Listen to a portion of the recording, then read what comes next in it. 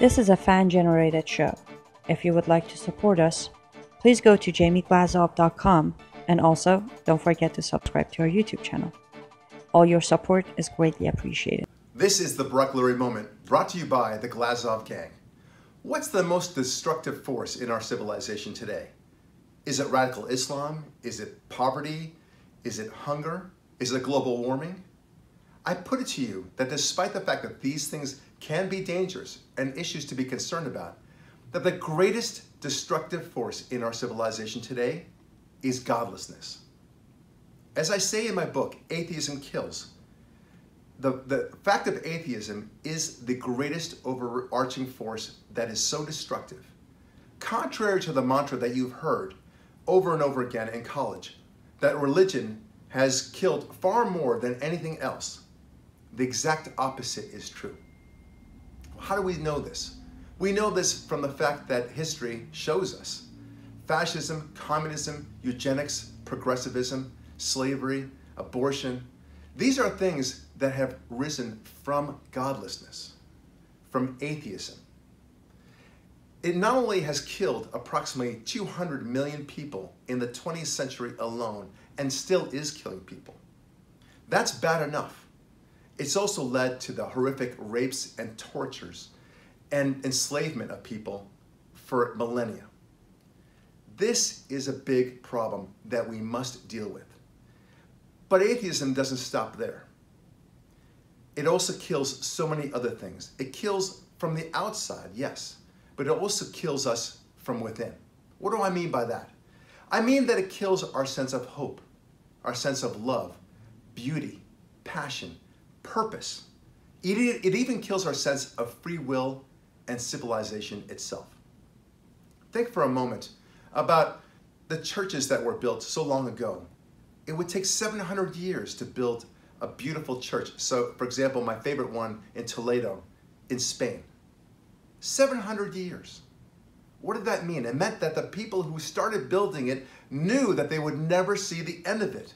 And not only that, but 10 generations hence knew they would never see the end of the building of that church. Can you imagine having that today? You'd go to the city of Santa Monica or Los Angeles and say, I'd like to build a church, and I anticipate it'll take about 700 years. Or you'd be laughed out. The reason why is that we don't have a sense of the past or the future, which is another thing that atheism tends to kill. We can't have meaning in our lives without some sort of structure that gives us a sense of purpose. And we're seeing this all the time. Look, you can believe whatever you want. Anything that you want, it's a free country after all. But one thing you have to acknowledge is that all governments that were governed by a sense of godlessness were horrific in nature. The Soviet Union alone was responsible for approximately 60 to 70 million people. Mao was responsible for the deaths of 40 to 70 million people. And on it went with Che Guevara, with Ceausescu, Ho Chi Minh, Kim Jong-un and his father and his grandfather. These were all monsters that subscribed to one thing as the core of their philosophies. What was it, you ask? Atheism, a world without God. They were avowed atheists. And before you start saying, well, wait a minute, Hitler was a Christian, look again. Hitler, in fact, was an atheist, at best, a pantheist who believed somehow in the gods of nature. But I want you to understand one thing about Hitler. He hated Christianity. He not only hated Judaism, he hated Christianity. He had written a tremendous amount of books about the matter and speeches about it, saying how he hated Christianity. Don't think for a moment that he is some sort of exception to this rule. Wherever godlessness rules, horrific things happened, and there's never been an exception. Never. Now, you may say, well, what about the Inquisition? What about the Crusades? What about the Salem witch trials? I go through that in my book, Atheism Kills, and describe in my chapter, Murder by the Numbers, where I show very clearly that whatever mistakes and missteps the church has taken in the past, whether the Inquisition or otherwise, it pales in comparison. It is but a drop in the ocean, as they say, compared to what atheism has wrought. Don't play that game of atheism. Do not think for a moment that religion is somehow a scourge on the earth. It is not so. It is a blessing to the earth. Remember that the Catholic Church and Christianity and Judaism gave us the following. It gave us the university. It gave us a justice system. It gave us our public school system as we think about it. It gave us hospitals. It gave us a charity system. It gave us the scientific method as we think about it today. So many of the great scientists who discovered all the wonderful things that we now take for granted, including the fact that the earth goes around the sun and the Big Bang, came from deeply religious people.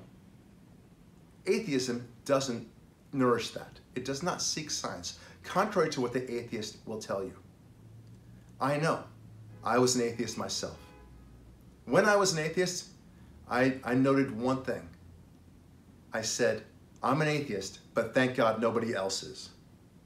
You know, it's funny, not once did I ever consider its an internal contradiction. But it's true. I was right then. And the facts and history bears it out plainly as day. Do not pursue a world of godlessness. It is a dangerous, horrific, and empty world. Saying that you're an atheist but you're a good person is like saying you're a communist and you're a good person. It means very little. You have to understand that your belief system, as it is implemented, is very dangerous and horrific. Please support the Glazov Gang and go to JamieGlazov.com and make sure you subscribe to the Glazov Gang YouTube channel. You can also get my book on Atheism Kills on Amazon.com, or just search for Barak Lurie or Atheism Kills on Amazon.com. Thank you.